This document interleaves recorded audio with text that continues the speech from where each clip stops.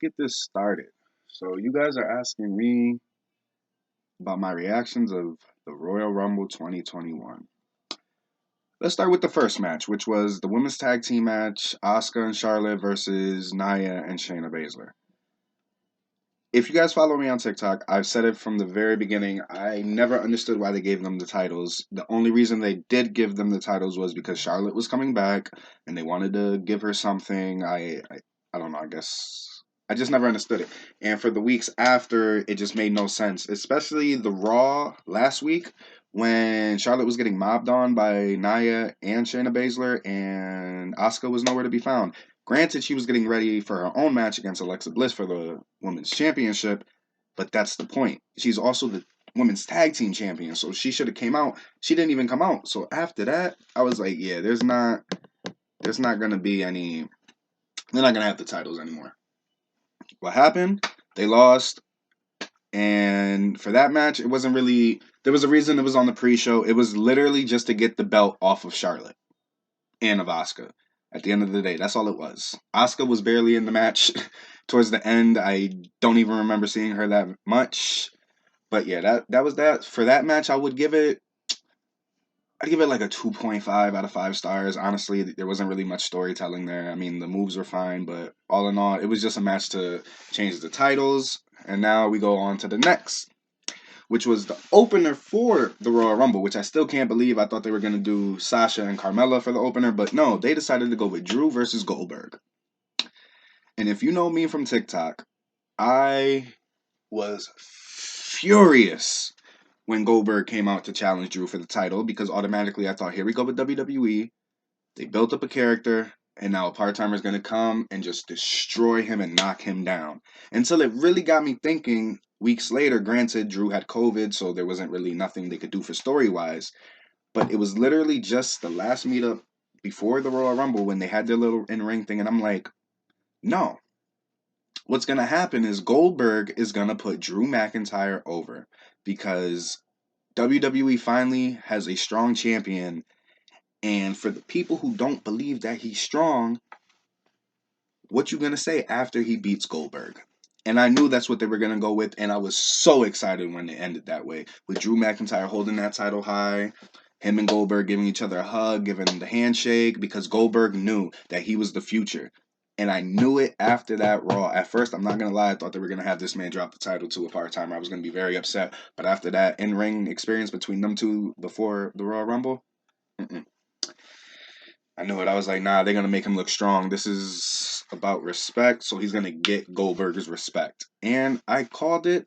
And on so far on the night, I was 2-0. Now we're gonna go to, which I'm pretty sure if I'm going right in order, it was the match between Sasha and Carmella. Nothing really there. Nothing. It was just a match to get over with. I guess they needed one more match to put on the card, and might as well put a title match.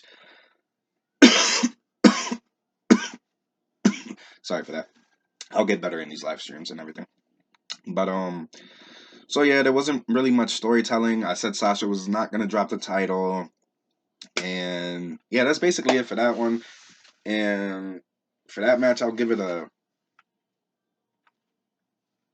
3 out of 5. The Drew McIntyre one, I'll give it a 4 out of 5, only mainly because of the finish. It was a short match, but anyway, on to the Women's Royal Rumble.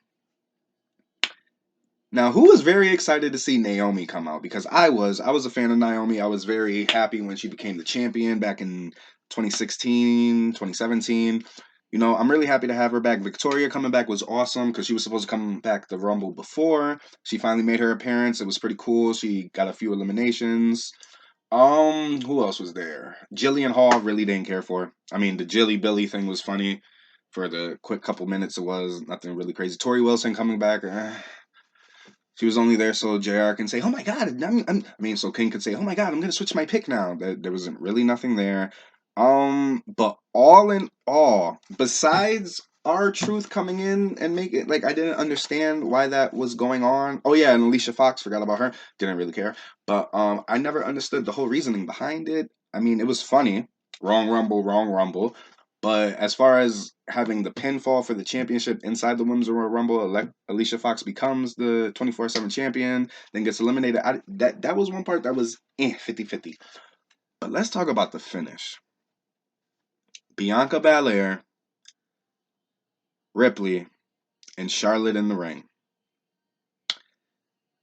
At a moment, my heart was going to explode because I really thought they were going to have Charlotte win because I couldn't believe that she was in there for that long. But until the story was being told, okay, fine. You got NXT versus previous NXT, now WWE star. This is our time. I loved the story between it. Yeah, you remember WrestleMania, I won the NXT title, which was also a dumb decision for them to give Charlotte the NXT championship against Ripley. I never understood that. But the storytelling between that. And then when Charlotte went out, that's when my heart started pumping. Because my pick was Bianca Belair. And that whole story between the two, the future of the women's division, it just kept going back and forth. And my heart was in a place where we're not going to talk about. But yeah, my pick was Bianca, and that whole back and forth was just beautiful. No woman looked weak. Regardless, at the end of the day, if Ripley would have won or if Bianca would have won, none of them would have took an L. Because even though Ripley did not win the Royal Rumble, she looked so strong. It was ridiculous.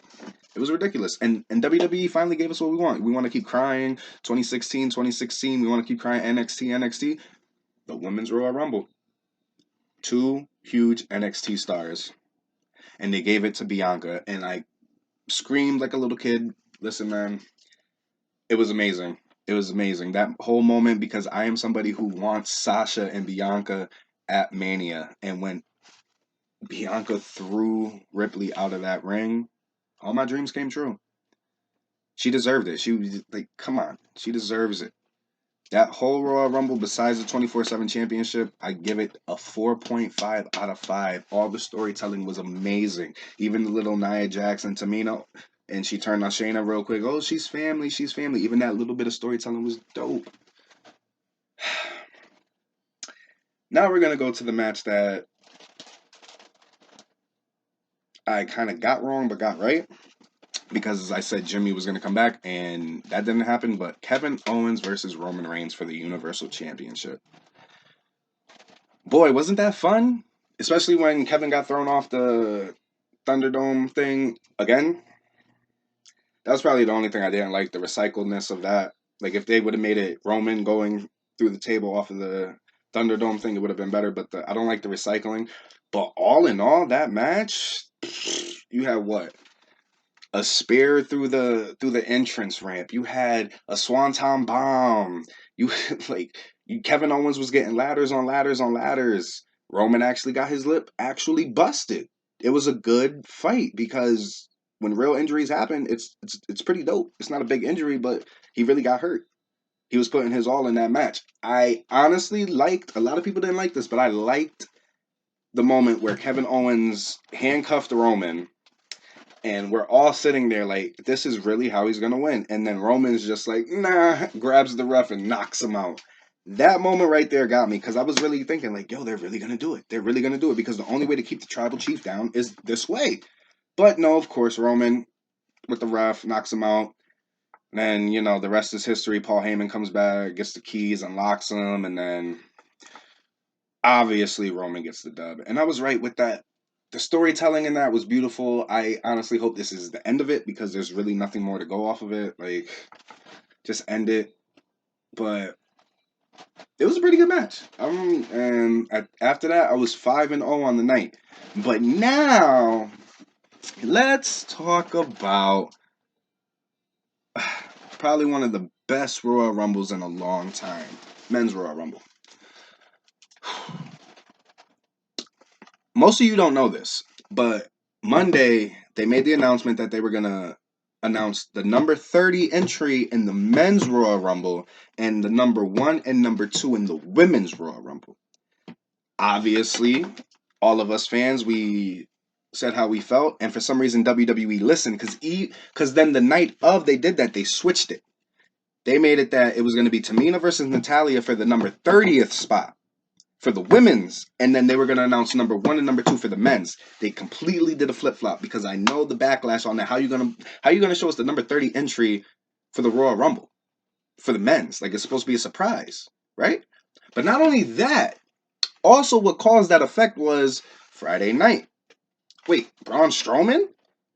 I'm pretty sure they were going to wait to announce it that it was Braun Strowman, but then after the backlash of everything, they're like, screw it, we'll just have Braun come back Friday, and then he'll still be number 30, but now it'll be a little bit more better because we haven't announced it, this, that, and the fourth. So it was a real quick, because you're really going to announce number 30 for the men's Royal Rumble, the biggest surprise of the night, and you're going to tell us number 1 and number 2 for the women's, like, if that really matters.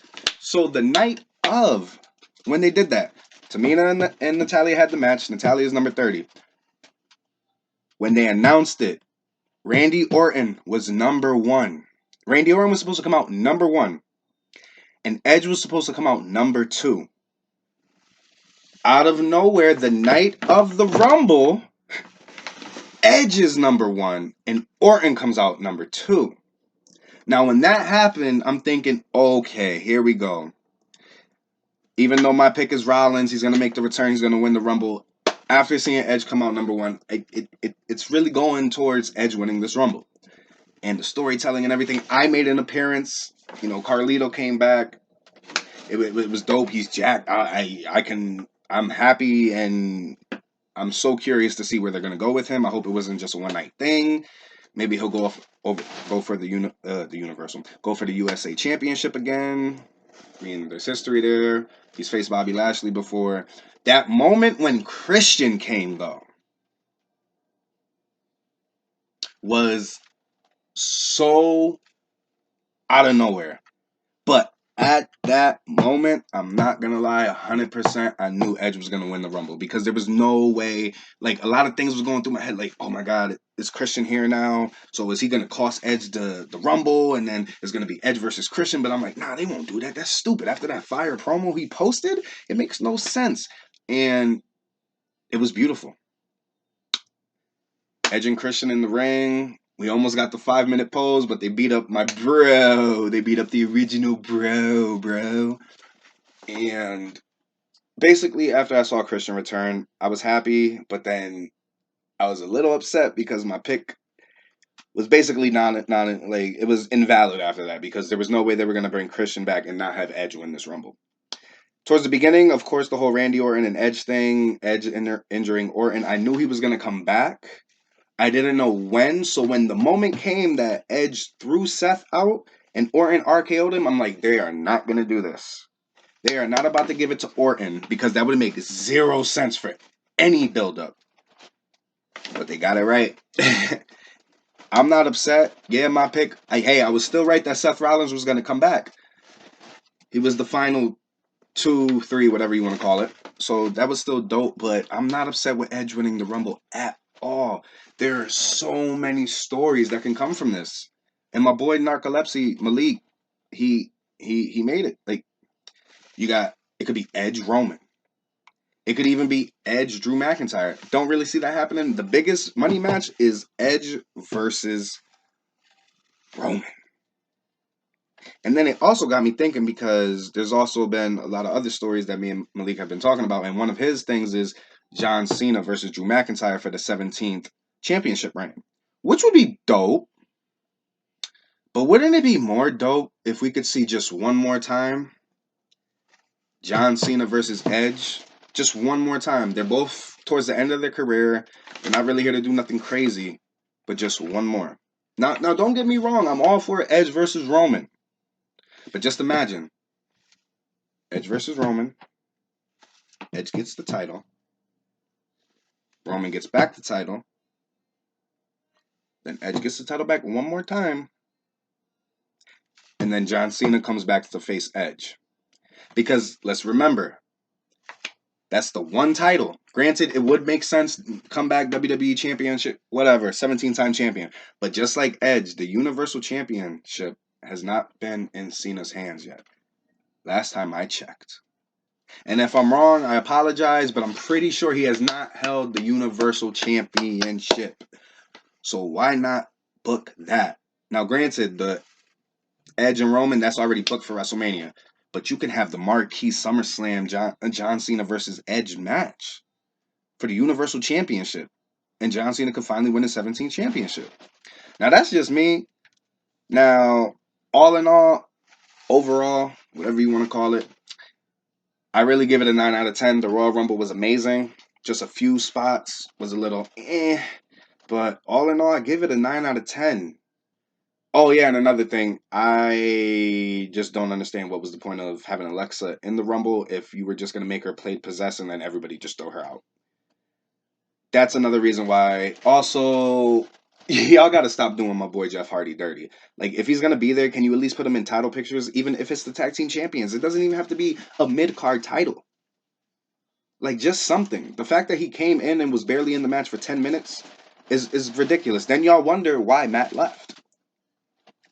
That's just on my mind, and just in case you guys were wondering that too, there that goes. But yeah, all in all, 9 out of 10 for the Rumble. So an amazing way to start the year for 2021, man.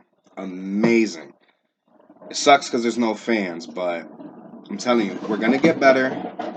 I finally think Vince is opening his eyes, and this is gonna be probably one of the greatest WrestleManias in a long, long time. Don't quote me on that, but if it is, I called it. But I just want to thank y'all for coming. That was my review and slash reactions on the Royal Rumble 2021. If you guys want to see anything else, like I said before, put it in the comments below, and I'll get back to you day to day. And I hope y'all be safe and have a good night, man. Enjoy your day.